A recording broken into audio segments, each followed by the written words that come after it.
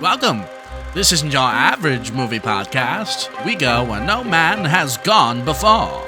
You know what I'm craving? A little perspective. Yeah, well, that's just like your opinion, man. Well, say something, goddammit! You're on television! You're live to the whole world! Join us as we review movies new and old. You're tuned into Lupo's Cinema Symposium. Welcome back, Internet, to another episode, another review, another lesson in Lupo's Cinema Symposium. I am your professor, your hostess with the mostest, Uptown Lupo 420, a.k.a. Jim. And today I'm here joined, as always, by my masters of ceremonies, my DJs of film, Robbie and Christian. Guys, how we feeling? Good. Very good. Coming to you telepathically tonight. Good. Interfering the brain waves of your mind. And for our little movie today, we watched a movie called We Need to Talk About Kevin, a 2011 psychological drama directed by Lainey Ramsey. Did I say that right? I think it's Lynn Ramsey. Words are hard. From a screenplay she co-wrote with Rory Stewart Kinner based on the 2003 novel of the same name. So the basic premise of the movie is Tilda Swinton, right? Yeah. Cool. Stars as a mother of Kevin, who struggles to come to terms with her psychopathic son and the horrors he has committed. A lot of crazy things go on. I'm gonna open the floor to you guys to tell me what you feel about this movie. In general, I'm not a fan of Lynn Ramsey's movies. I recently watched Die My Love, which came out this year with Jennifer Lawrence. I didn't really like that. And I forget what it's called, the movie with Joaquin Phoenix. I didn't like that either. So going into this, I kind of didn't think I would like it. But at the same time, to me, my perception of it is this was always like her most famous movie. So I was like, there's a chance it could be good. But I kind of just kept waiting for something that would like grab me, and it never really came. Like, it never really they kind of make the son out to be like evil, almost to like an absurd extent, to where like nothing even feels like grounded at all to me, or it didn't to me. And even though I think Tilda Swinton does a really good job, I feel like it being like out of order chronologically, like to an extent I get it because they're building up to this reveal at the end, but it jumps around so much it feels like hard to connect with her character because you don't really understand what's going on. And honestly, like, she kind of sucks too, which I think is part of the point, but I don't think they commit enough to her being like as flawed as I think she needed to be. Because, well, I don't want to ramble too much about it, but just if they were able to make her more flawed, that wouldn't necessarily make you dislike her more. It would just make her make their relationship feel a little bit more like realistic to me. And you'd kind of see what's going on. In the way the movie does it, it felt to me like kind of almost like he's like the Omen kid. Like, it's like almost like he's just like born evil, and it's like kind of strange. I don't know. What do you think, Christian? So, like right off the bat, I do appreciate that Ezra Miller is playing a slightly less evil version of himself. Um, uh, I'll like respond, I guess, to your feelings about it. So, Hmm. I would say on the whole, I have mixed feelings about this movie. Um, the performances I thought were pretty good, even though John C. Riley is so jarring to see do a role like this. I thought he did an okay job. Tilda Swinton did a great job. Ezra Miller, like for what he was given, I think he sold it pretty well. For what was like in the script, the non-linear stuff didn't bother me. However, I felt like it could have been done a lot better with a lot more reasoning behind the non-linear storytelling. Like the plot itself is secondary in this movie. What it really is trying to grab at is emotion, if that makes sense, right? It's trying to evoke something in you, right? It's not. This movie is more about um, asking questions than it is giving you answers or making statements, and I think that is fine. There are a lot of movies that I really like that do that. This one, though, doesn't do the greatest job of it because of its non-linear storytelling.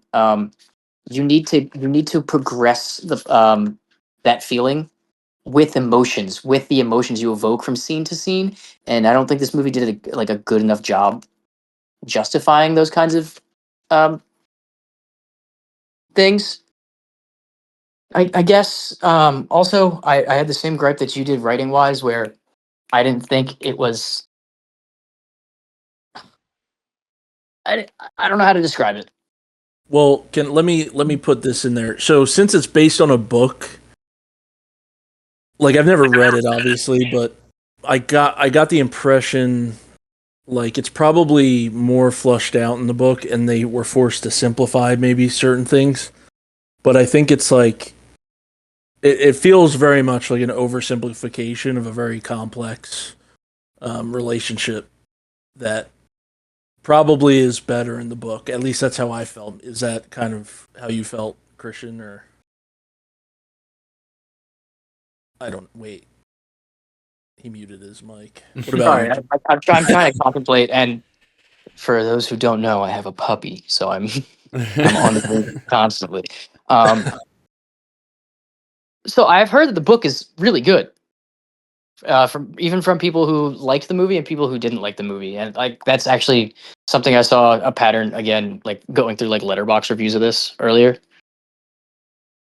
Um, it's like something wasn't there for me, and I don't know if it's one I can't really resonate with the emotions I'm like Tilda Swinton is supposed to be feeling, or if the emotions that Tilda Swinton are supposed to be feeling just aren't played on that strongly, and the character is kind of feels mismatched from the emotions they want to see. This is a really hard movie to talk about. Yeah, I get that. One, like I just Yeah, like there's definitely it's definitely supposed to start out that like this mother feels emotionally distant and never developed a bond with her son.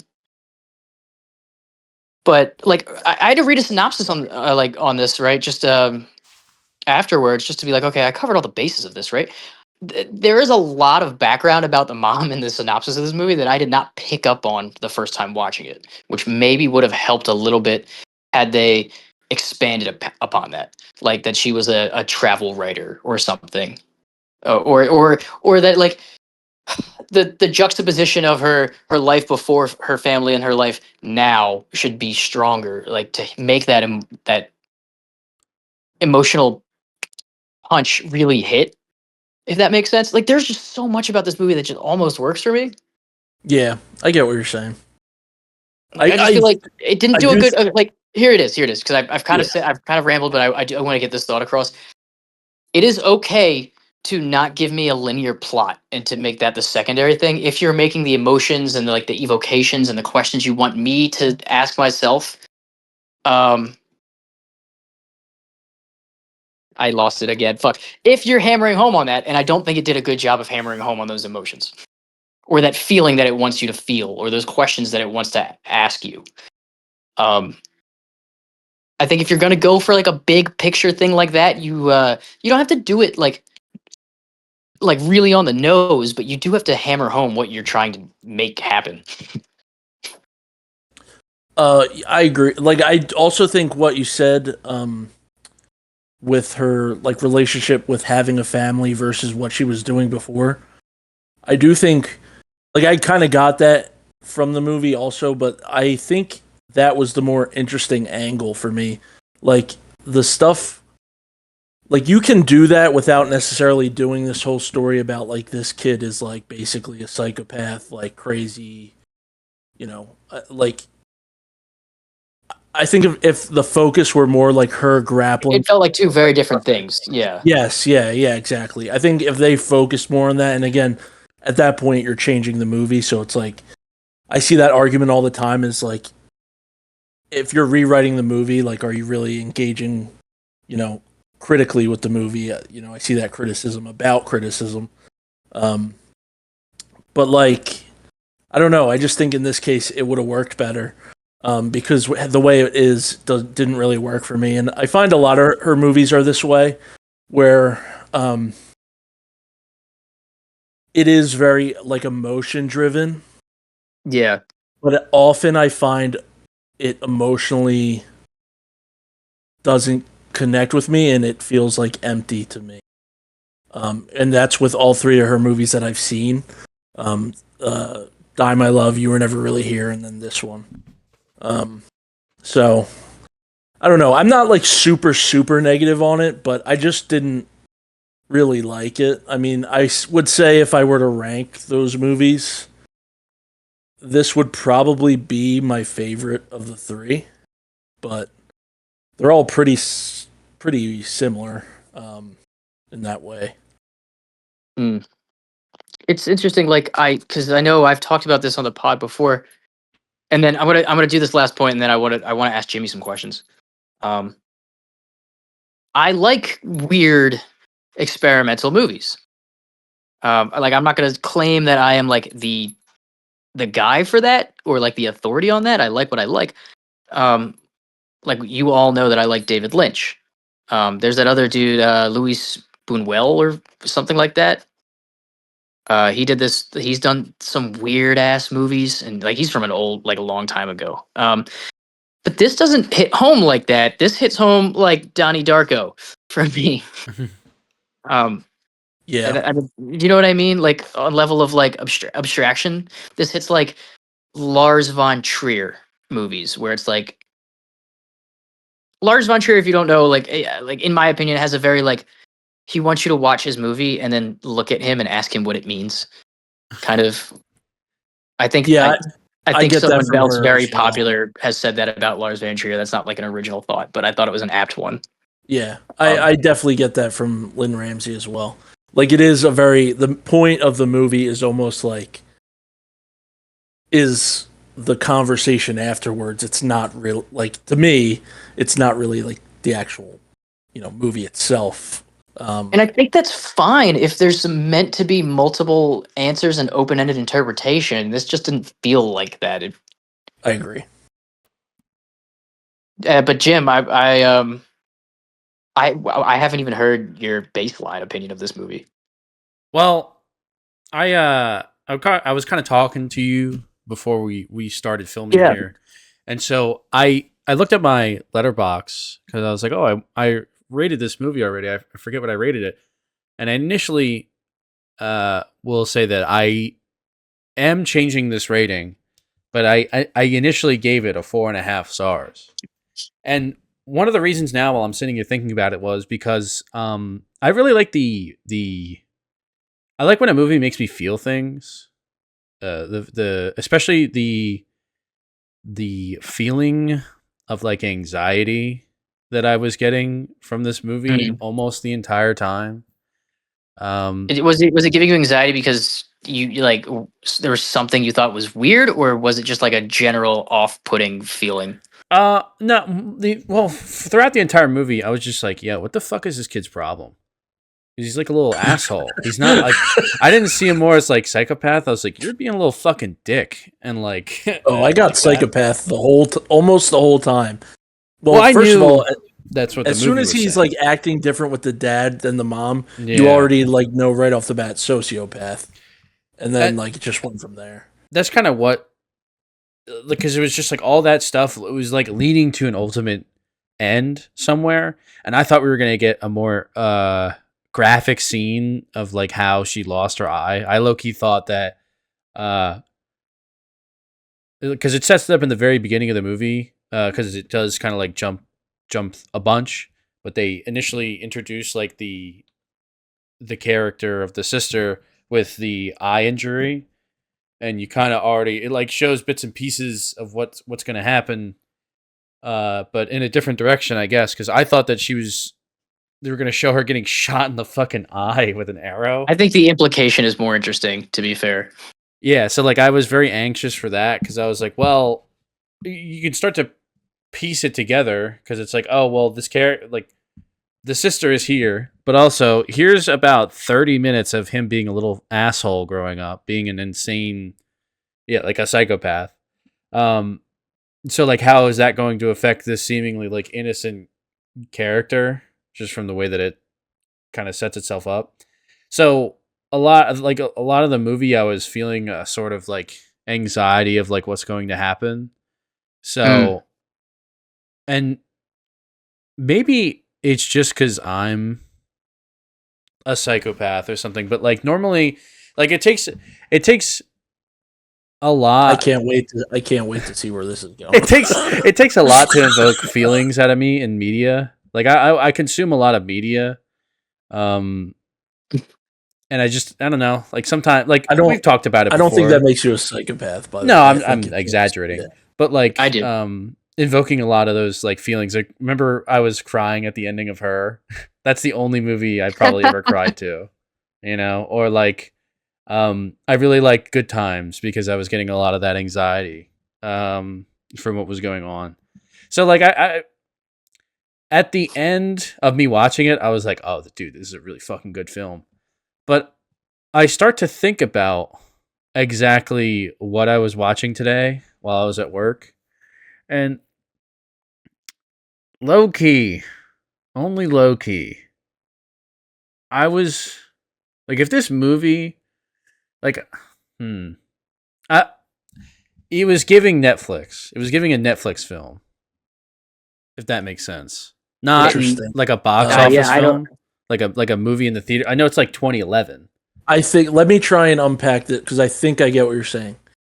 The movie is built around a plot device, built around a twist. Is that kind of what you mean? Like, yeah, like it's trying to garner like surprise. Is it like that kind of thing? Yeah, that, and it's just kind of like a lot of elements of like, there's not really much that happens. Like not much that happens. The stuff does happen, but a lot of it is in mostly one or two locations. So and I mostly kind of just, I don't know, the relating to the mother and trying to understand exactly what she was kind of all going through.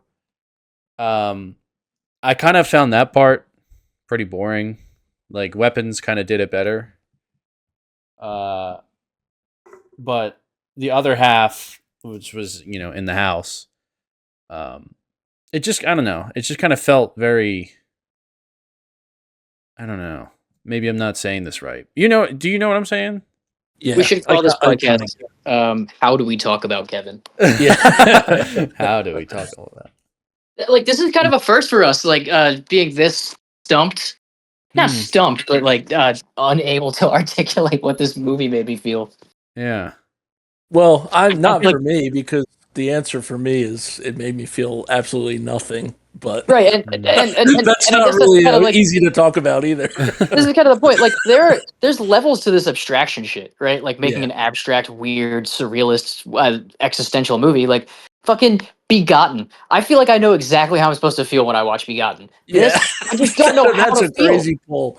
Begotten. Everybody, if anybody watches this, watch that movie. Don't look. Okay, yeah. That's my no ball movie of no blind viewing.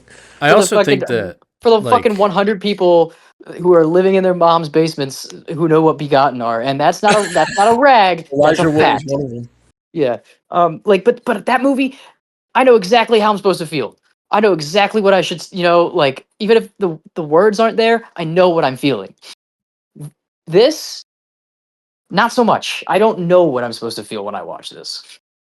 I don't know if I'm supposed to empathize with Tilda Swinton. I don't know if I'm supposed to be like revolted by Tilda Swinton. I don't really understand why Tilda Swinton and her emotional distance has to do with the fact that he's a monster. Is it correlated? Is it coincidence? Does the writer know? I don't know. It's probably And all like throwing up all of those questions, you can make an argument. Christian, you just didn't get it. You need to watch it again. I'm fine with that. I would love for someone to school me on why I'm an idiot on this movie. I would love to hear like that different opinion. However, where it stands now, I have really, really mixed feelings about this movie. I also feel go into that though. Like, say you don't get it. That's the explanation. That's not always a criticism of the viewer. Like, sometimes that is a fault of the movie, and like there are a lot of movies where like I can acknowledge like if people don't get it, like okay, like even though it works for me personally and I got it right away, like it doesn't mean it may have just been when I circumstance. The day. Yeah. Yeah. So like you not getting it or whatever, if that's even the case, like sometimes that is a criticism of the movie. The movie doesn't make it clear enough, or they're not like it's not concise enough or whatever. But I do have a question. So now that hearing you guys talk about it, I'm kind of like thinking about this, and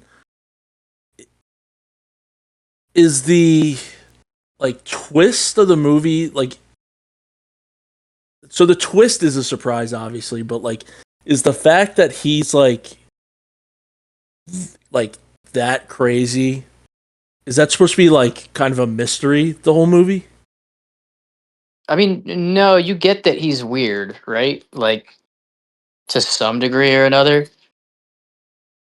I think, right? But like it doesn't ever, other than the implication of the sister, right? Does it really ever tell you he's a monster, like, as is revealed at the end? So the whole time I kind of got that vibe, but I don't know if it's because maybe I had maybe I heard something. It's like it's in the plot description of the movie on like yeah, maybe it's something like I like just absorbed without realizing it, or maybe it's and something I brought to it. I don't know. From like the first couple minutes that something happened that it's building up to and addressing. Maybe that's what it is. Maybe that's the reason it's like, because like I know something happened, and like what's it going to be like? The daughter did it? Like, no, it's going to be the kid did something. I thought that part of the movie, I kind of liked that I knew this was building up to something through flashbacks. I just didn't know what. I kind of enjoyed that part. I mean, obviously the payoff is like a crazy, horrible thing, and I didn't really.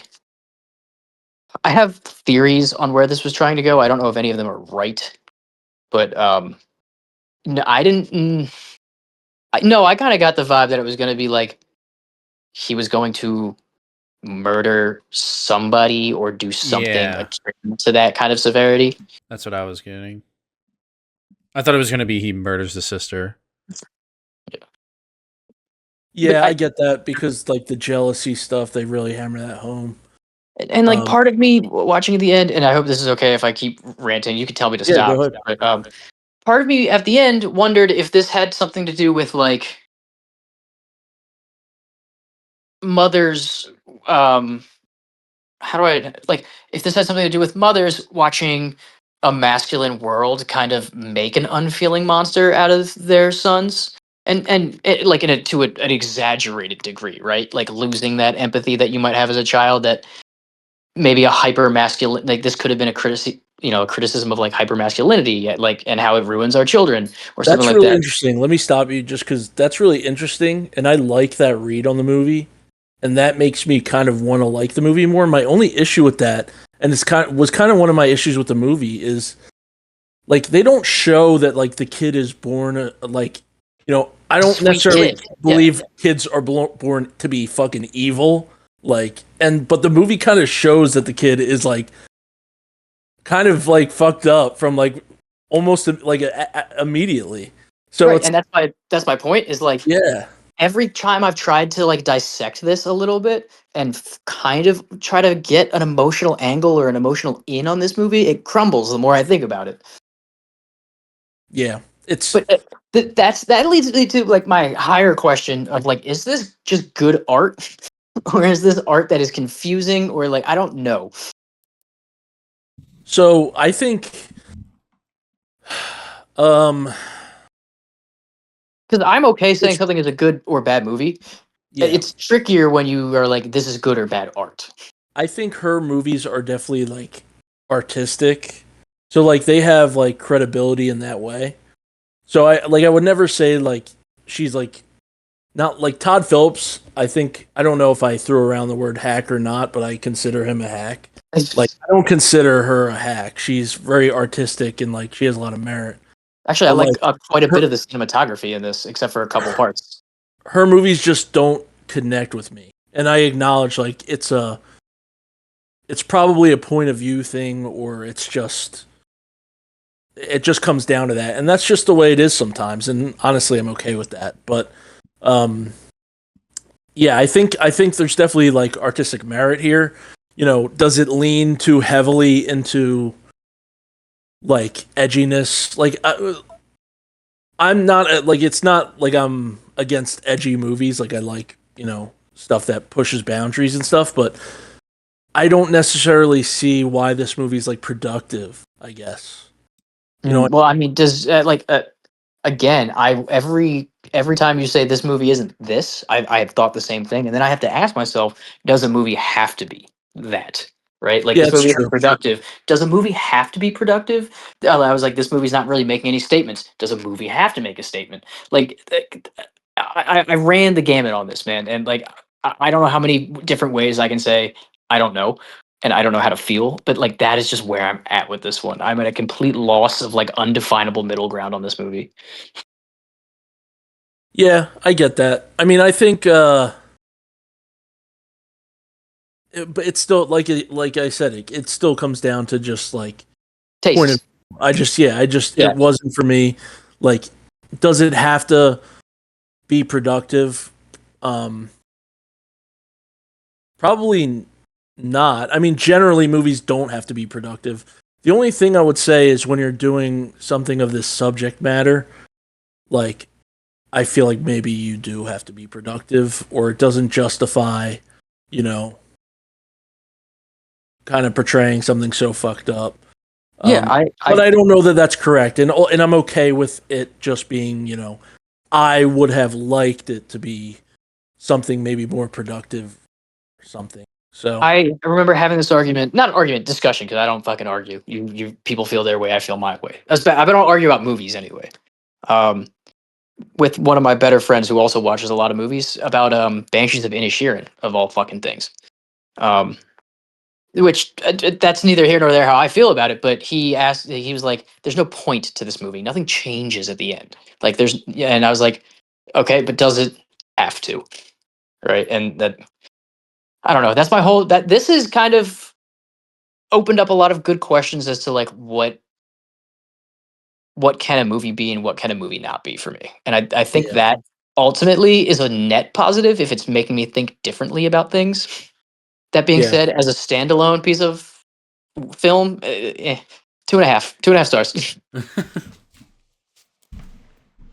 What do you think, Jim? Like as far as like, let's just talk about the twist. I mean, at this point, I think Oh, because this is a spoiler podcast. For those of you that have not been aware, okay, we'll talk about a movie in its entirety, okay? This is a film club. All right, you need to get with the program and vibe with us. But yeah, so the twist is that he just murders his family and does a school and shooting. But the twist is it's with a bow and arrow. Oh, and arrow. That's But also, I thought that was so fucking stupid, bro. Because,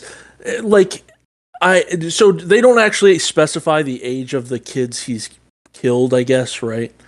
So who knows? They say at the end he said he was going to turn 16, so it had to be, either His age. Yeah, his age. He said he was about to turn 16. So Here's my fucking big issue here. He, I guess, locks them in the gym. I don't really remember exactly. Yeah, you have great aim like every single time. He's killing. Do they give a number? How many? In the book, I was reading the synopsis of the as book. He had. It was, but it doesn't matter how many arrows he had. How many kids were in the room? It's not like a gun where you just like. Yeah. It's not a good 1-for-1. That's why I don't like changing, because let's be honest, most school shootings, they're not happening with bow and arrows. They're happening with guns. So swapping it out for a bow and arrow, it's not a good 1-for-1, because why did that kid not just get fucking attacked by 20 kids and then wrestle him down to the ground and take the bow and arrow away? Yeah, it did look like it was quite a lot of people that he killed. Yeah. So with locking with a bike lock. Yeah. That pissed me off because it's if put yourself in the movie, you're in the gym, you're not just going to stand there and let him shoot you with a bow and arrow.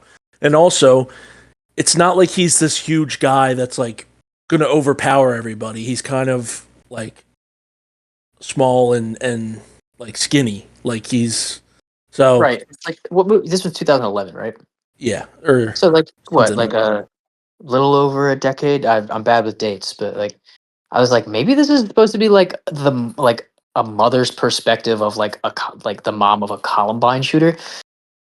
But then again, the bow and arrow, it raises the question of are you trying to is that a conscious choice you're making?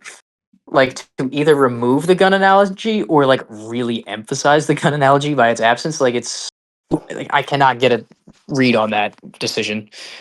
I get that, as far as the more interpretive meaning behind it, regardless of what it is, it doesn't matter.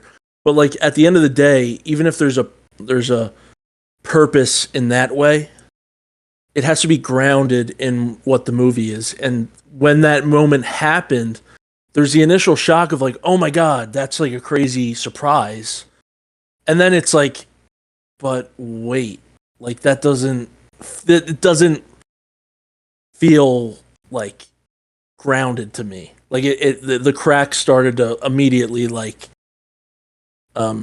show for me as far as, and then I wasn't able to appreciate it, I guess, the way they wanted me to, because I was just thinking about that basically the entire point after that, to the point where I almost missed that he also killed the dad and the daughter, which, real quick, I also want to say it's not as noticeable with Ezra Miller, but when the kid's really little, John C. Reilly doesn't really do a lot in this movie. He teaches him how to use a bow and arrow. But I don't get why they couldn't just cast someone who looked like the kid. John C. Reilly does not look like that kid's dad. So I don't know what you guys see when you see John C. Reilly, but it's really bad for me because I just see him as Dr. Steve Brule from the Tim and Eric show. Every time he's on any screen.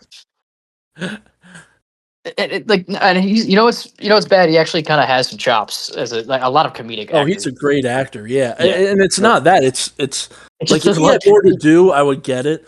But he really doesn't do anything in this movie. I guess. I mean, you can make a strong argument that he looks like Tilda Swinton. Also, I will say, Ezra Miller, Jesus, can rock a fucking crop top. He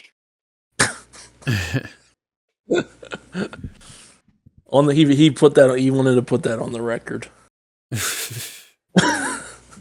Ezra Miller, he did the thing where he was the Flash, right? And he did some. Yeah, and he fucking had a mental breakdown or some shit. I don't really.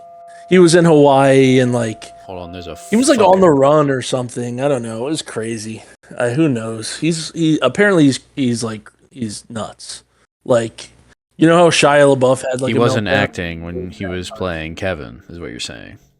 Low key. I was joking with somebody when I was talking about it at work today. I was like, maybe that's where he got it from. Maybe. Learn how to be a little nutso. Did you talk about the ending at all, Jim? I'm curious. Like, did the bow and arrow thing? Did that come into your mind, or you kind of just accepted it? Well, I honestly, I didn't. I always am like the last to kind of see a twist coming. So when he bought the bike locks, I was like, okay, yeah, I guess. I know he was like a kind of conniving character and like always trying to, like, I knew that the locks are going to be used for something, but I low-key kind of thought, oh yeah, I guess, it does make sense. I mean, people get their bikes stolen all the time.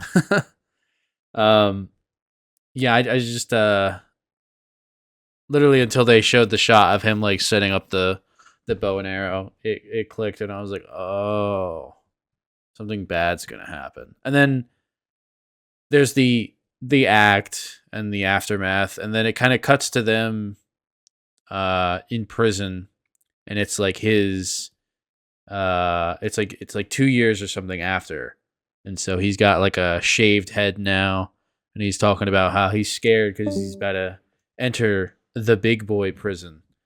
And I don't know, it just I don't know how I'm supposed to feel, because she basically asks him like, why'd you do it? And he goes, I thought I knew, but now I'm not so sure. And she basically just goes to leave, and I really don't know like what, like, there's so many things, I guess, that it's trying to say, that maybe you could tell me if you picked up on these themes as well. It's just like something along the lines of just like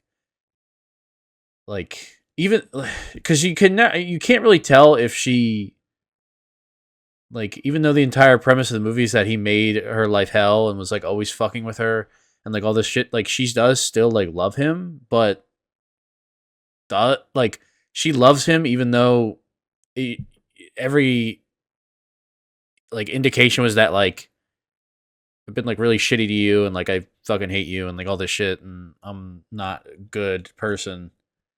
Cause it's just like, cause she moved to go where he was, like that job that she got a shitty job and was hated by everybody.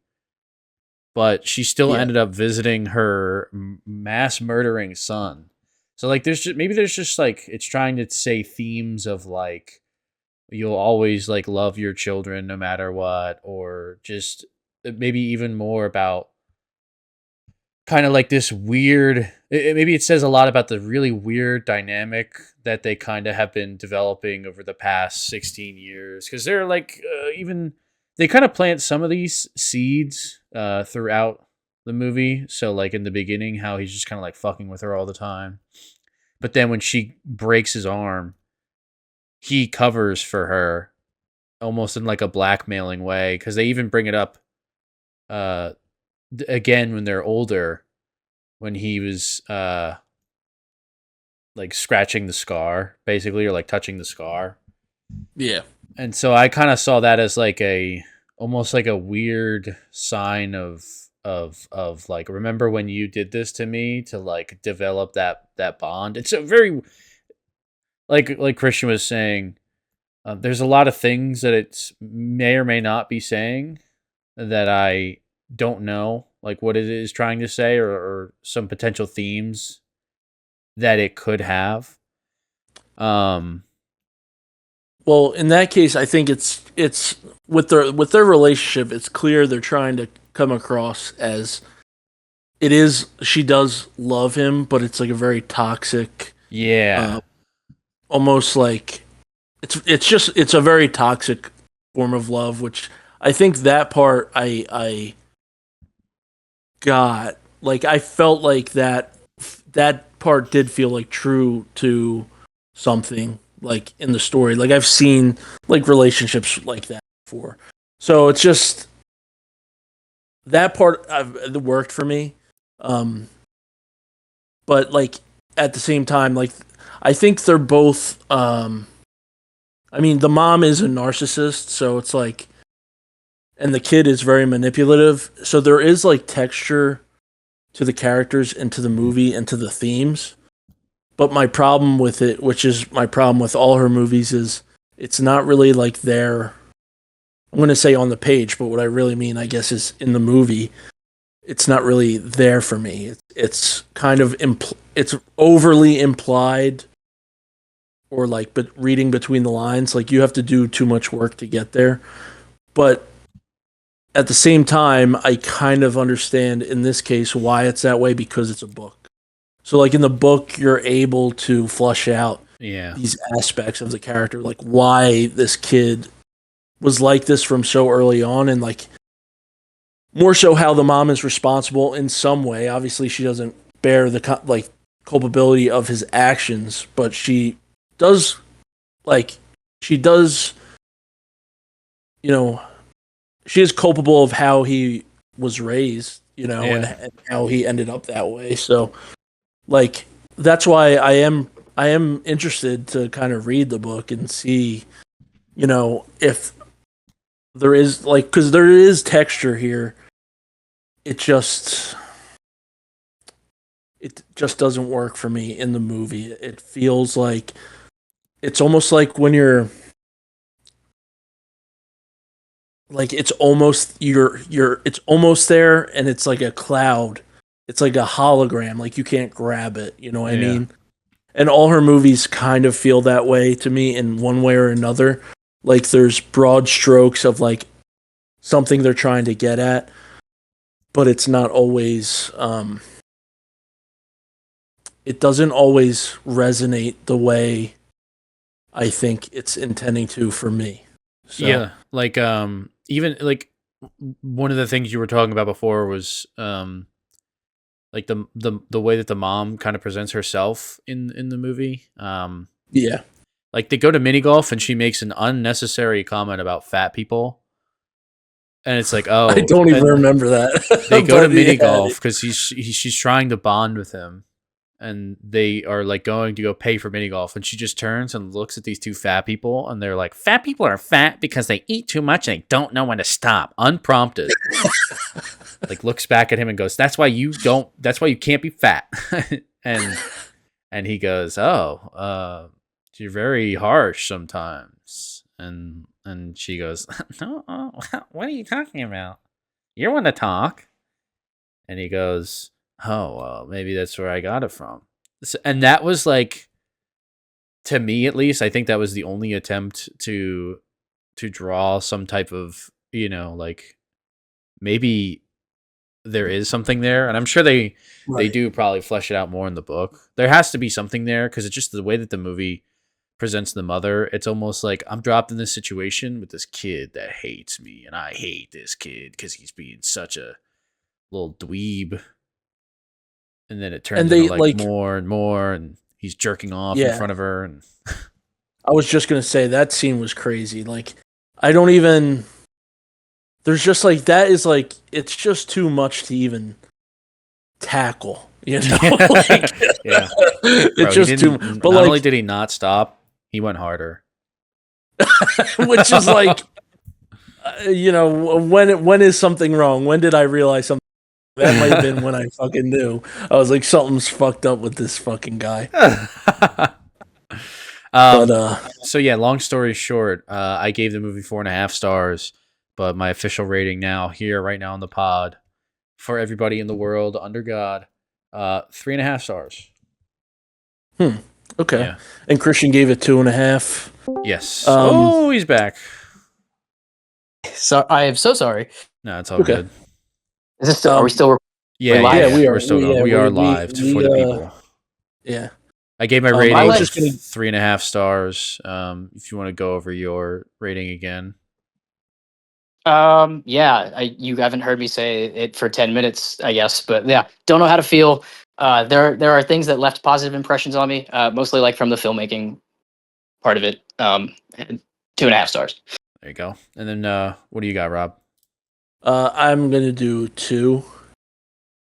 Which is I feel more negative than positive, but usually like it's not that I don't like it's not that I necessarily dislike the movie. It's just like I see there's merit there, but it leaves so much to be desired. And honestly, I just felt really like emotionally empty for most of it outside of the twist, which at that point it's almost like a jump scare in a horror movie. It's like it's almost like a manufactured emotion. So like it's they didn't do anything to get that out of me. It's just the circumstances of the scene, I guess. I don't know. Okay. So yeah, I am more negative than positive. All right. And while we go to our next favorite part of the show, picking out the next movie for us, while I'm setting all of that up, do you guys want to tell the people things that you've been have watched?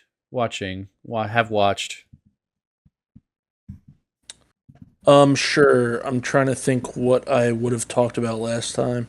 I did. This isn't a movie, but I did binge Fallout today. Um, and God, that show is just not good, man. Um, it's like I like some of the plot points where they get it, try and get into. It's just like so poorly written otherwise. And just doesn't feel anything like Fallout. And honestly, it kind of looks like shit. Like certain effects look good, but like on the whole, it looks bad. Um, so yeah, I mean, Fallout. I really I did not like. I did not. The last I think either the last episode or one of the last episodes is coming out today, so I'll watch that. But so far, Fallout Shelter 2. Um, I did also watch a movie called what's it called? Eleanor the Great, which if you know who June Squibb is, it's like that old lady. Do you guys know who that is? No. Well, she was in a movie called Thelma, which I really liked. And this is another movie. This is directed by Scarlett Johansson. I thought it was surprisingly like it got me pretty emotional a couple times. Like it was pretty good. I was pretty surprised by it. It's not like anything like amazing or any, but it was a nice little movie. I'll say that.